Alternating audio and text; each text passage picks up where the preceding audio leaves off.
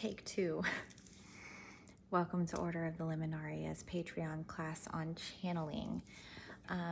So this is my second take because I did not include some very important safety information. So let's talk about what channeling is. So evoking is when you welcome an entity into your space in front of you. Invoking is when you welcome an entity's energy into you so that you can gain wisdom from them, etc. Channeling is basically taking invoking a step further and allowing them control over some part of your body. Examples of this are automatic writing, allowing an entity to speak through your mouth or type through your hands. So the first thing I would say is to choose who you would like to channel. Do not just be an open receptacle for anything that wants to come through. You can choose who you want to channel by drawing out their sigil, lighting a candle for them with their sigil on it or their name carved into it, or chanting their N or words of power or vibrating their name if they don't have an N. That's how you're going to tap into that specific energy. You don't want to just be open to anything.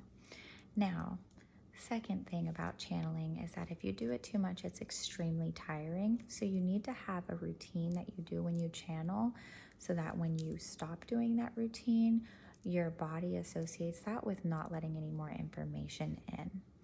Some great ways to do this are to cleanse yourself, ground and center, get your deity's information ready to either chant or light their candle or draw their sigil out, whatever.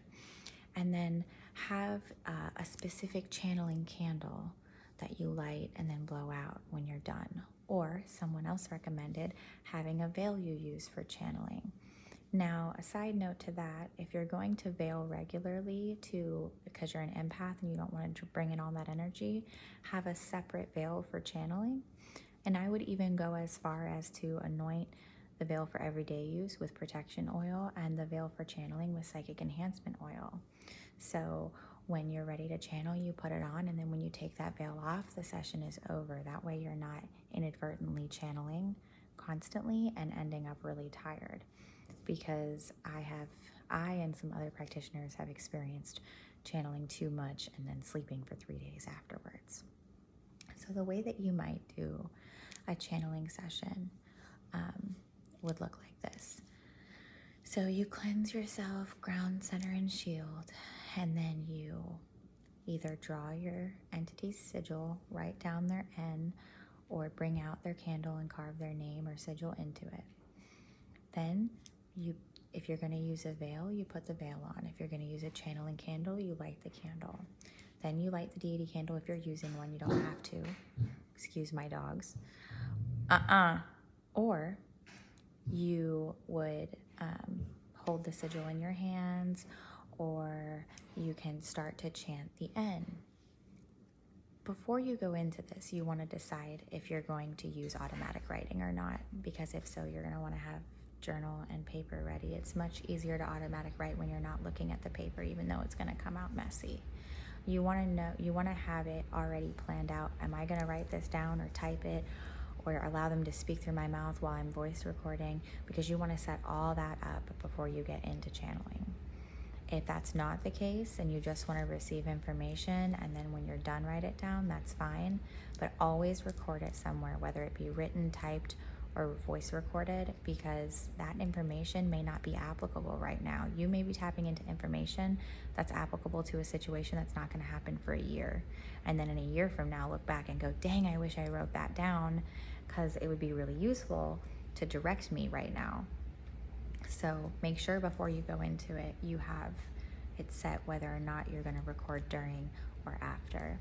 Then once your session is over, you're going to either take your veil off, blow out your channeling candle, thank the deity for coming, and let their candle burn. If it's a chime candle, let it burn as an offering, or leave them out something nice and then blow it out when you're done. You can blow their candle out and leave them a glass of wine or some milk and honey or whatever they like. If you didn't use a deity candle, you could burn their sigil when you're done as a thank you with your blood on it. You could just say thank you. There's a lot of different ways to say thank you for coming. But the most important takeaways here are always write down what you channel. Trust me.